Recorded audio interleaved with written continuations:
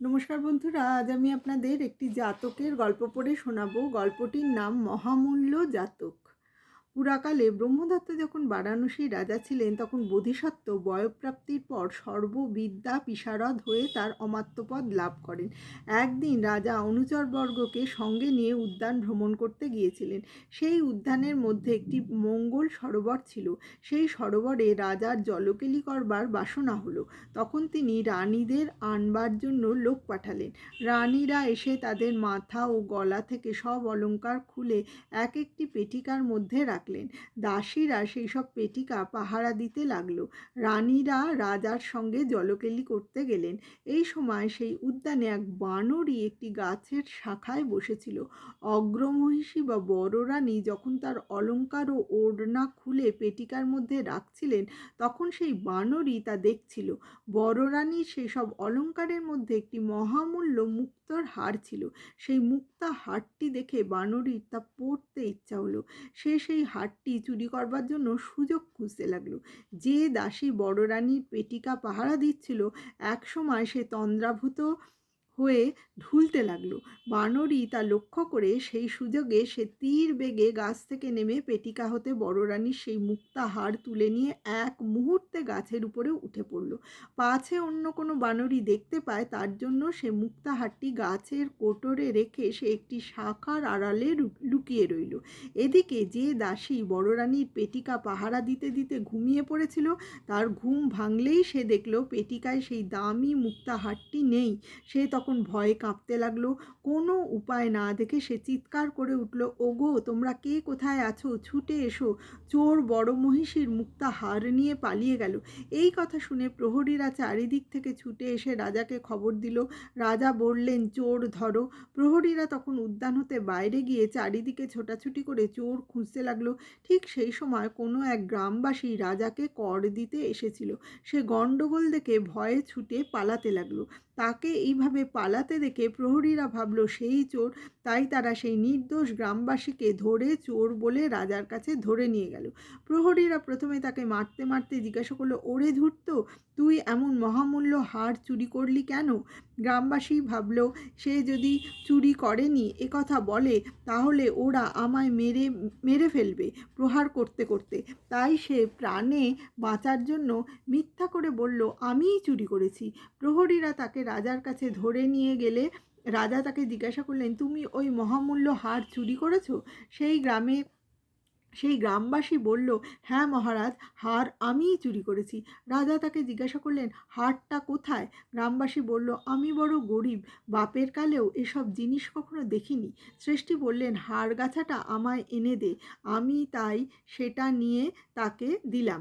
হারটা এখন কোথায় আছে তা শ্রেষ্ঠীই বলতে পারেন, আমি অন্য কিছু জানি না। রাজা তখন শ্রেষ্ঠীকে ডাকিয়ে জিজ্ঞাসা করলেন, তুমি এই লোকটির হাত হতে হার নিয়েছিলে কি? শ্রেষ্ঠী বললেন, হ্যাঁ মহারাজ। রাজা তাকে জিজ্ঞাসা করলেন, হার কোথায়? শ্রেষ্ঠী বললেন, পুরোহিতকে দিয়েছি। পুরোহিতকে রাজা জিজ্ঞাসা করলেন। পুরোহিত বললেন, আমি গন্ধর্বকে দিয়েছি। গন্ধর্বকে জিজ্ঞাসা করা হলে সে বলল, আমি পুরোহিতের কাছ থেকে হারটা নিয়েছিলাম বটে, কিন্তু আমি সেটা এক বারবনিতাকে দিয়েছি। তখন সেই বারবনিতাকে ডাকে এনে জিজ্ঞাসা করা হলে সে বলল, আমি কারো কাছ থেকে কোনো হার পাইনি। এই 5জন লোককে ডাকিয়ে জিজ্ঞাসা করতে করতে সূর্য অস্ত গেল। তখন রাজা বললেন, আজ আর সময় নেই, কাল এর বিচার হবে। এই বলে তিনি তার এক অমাত্যের হাতে বন্দীদের সমর্পণ করে প্রাসাদে ফিরে গেলেন। বোধিসত্ত্ব দেখলেন এই 5জন বন্দীদের মধ্যে সবাই হলো গ্রামবাসী। হারটা চুরি গেছে উদ্যানের ভিতর থেকে,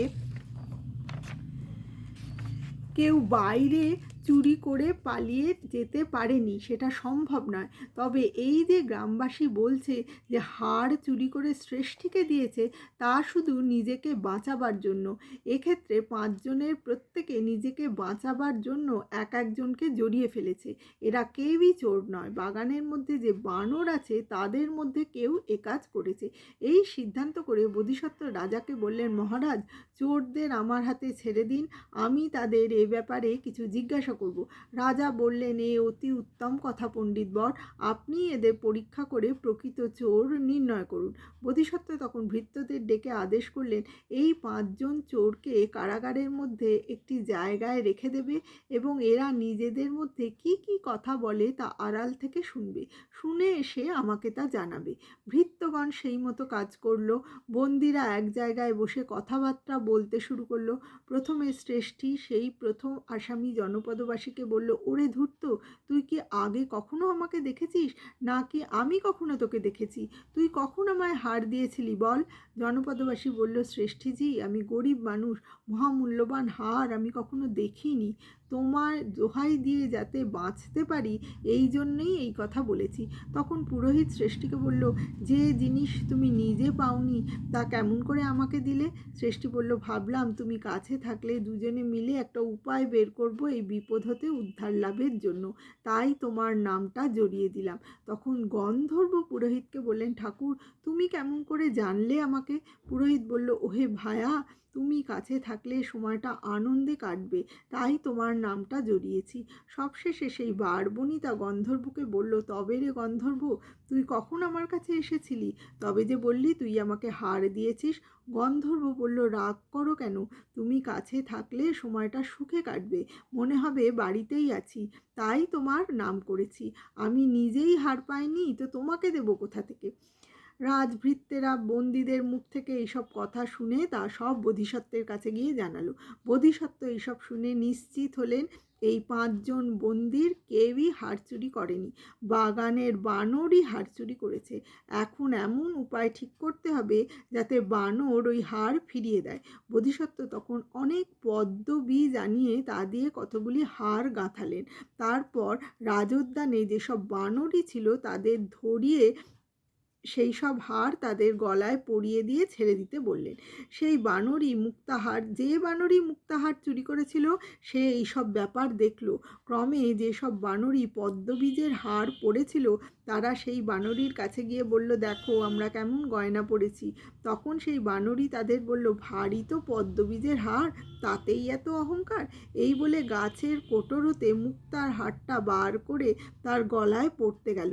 এমন সময় রাজার কর্মচারীরা তাকে তাড়া করল। বানরী তখন মুক্তাহার ফেলে রেখে পালিয়ে গেল। ভৃত্যগণ সেই মুক্তাহার নিয়ে এসে বোধিসত্ত্বের হাতে দিল। বোধিসত্ত্ব রাজার কাছে নিয়ে গিয়ে বললেন, মহারাজ, এই নিন আপনার হার। এই 5 জন বন্দী এই হার চুরি করেনি, উদ্যানের এক বানরই এটা চুরি করেছিল। রাজা তখন তাকে জিজ্ঞাসা করলেন, কি উপায় পেলেন? বোধিসত্ত্ব তখন রাজার কাছে সব বৃত্তান্ত খুলে বললেন। তা শুনে অতিশয় প্রীত হলেন রাজা।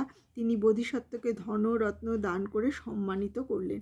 তারপর একটি গাথার মাধ্যমে তার প্রশংসা করে বললেন, সংগ্রামের পুরোভাগে এক মহাবীরের প্রয়োজন হয়। কোনো ধর্মোৎসবকালে যেমন এক ধর্ম সচিবের প্রয়োজন হয়, তেমনি কোনো সূক্ষ্ম বিচারের কালে এক তীক্ষ্ণ বুদ্ধি পণ্ডিতের প্রয়োজন হয়। সেই থেকে রাজা তার প্রিয় অমাত্য বোধিসত্ত্বের উপদেশ মতো সবসময় চলতেন। তিনি তার অবশিষ্ট জীবন পূর্ণ কার্যের অনুষ্ঠানে যাপন করে যথাকালে দেহত্যাগ